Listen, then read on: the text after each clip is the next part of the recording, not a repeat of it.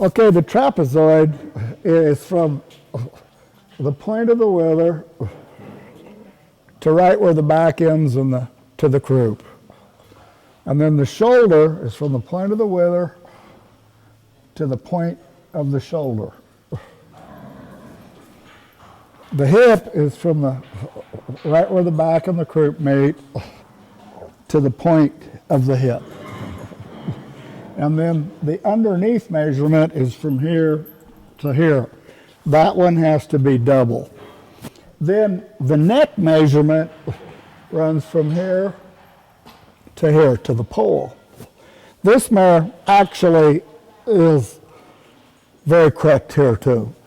But like I say, if that neck measurement is a little shorter, they're just going to be a little quicker with their shoulder.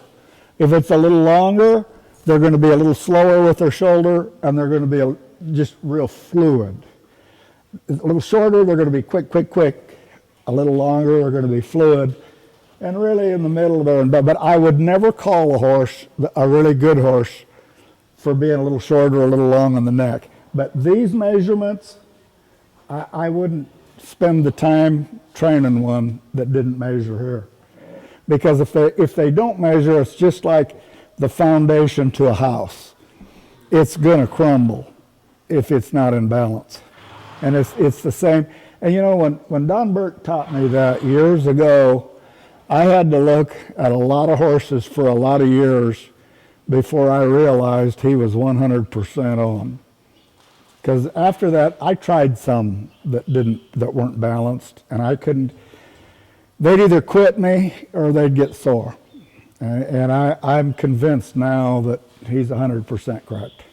I think preventative maintenance and seeing things that can cause a problem and fix them before they do cause a problem, I think that's one of the greatest qualities that a horseman can possess. Whether it's in the health care of your horses or the type of horses you train. I know when you're a young trainer and you just don't have that smorgasbord of horses, you have to try to do the best you can with what people send you. But after you get a little older, if you're lucky enough to have the luxury of being picky, then that's the time to put these practices to work. But like when you're young, and nobody's sending you horses, you just got to do the best you can with what you get. A lot of people think that a horse that's big and heavy in the shoulders can't turn. That is wrong. A couple of the biggest turning horses I've ever rode in my life had big, heavy shoulders. Where turnaround comes from is the slope of the shoulder. And sometimes it's hard for people to look at a horse and see a good slope. I'll show you the way that simplifies it. Look where the wither is. If the wither is sitting right over the top of the shoulder, they're straight shouldered and they're not going to turn. They're not going to make a reiner. If the wither lays back right over the cinch area, then the farther back the wither lays, the more slope you have in the shoulder. And that's one thing. If a horse's wither doesn't lay back over the deal, and then they don't have a good slope, and then here's the other thing. Look at your horse's head on.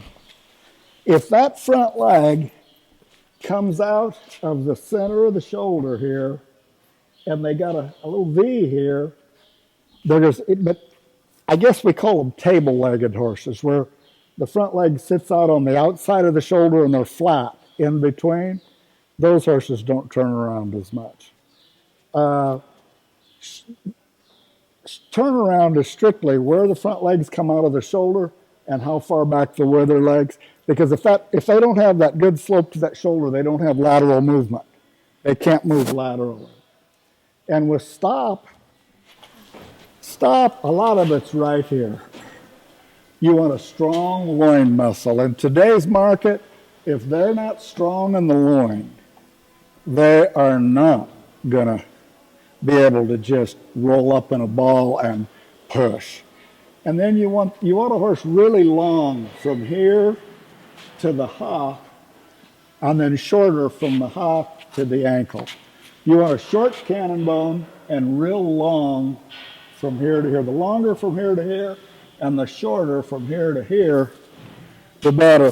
But this loin muscle, I love it, like with the whizzes and the curlies. Well, when you get on the whizzes, they never do nothing silly, but they will wiggle and they'll get a hump in their back. And I'll promise you, like this mare, when she's fresh, she'll just trot off and won't do nothing wrong. But you can stick a football under the back of her saddle. When she just lifts that back up and lifts that loin up, but this is really right here. And that angulation. And you know, if you look at those things, you can pretty much pick a prospect. You know, I had a mare years ago, her name was Monica. And you're talking about a post-legged horse. The boy, that hock is just, you know, I've had some post-legged horses that stopped hard. I really have. But I'll tell you what, I've always worried about keeping them sound, but I've never had trouble keeping them sound. But I'll tell you what I won't have. A horse that when they stand, their hocks are back behind them.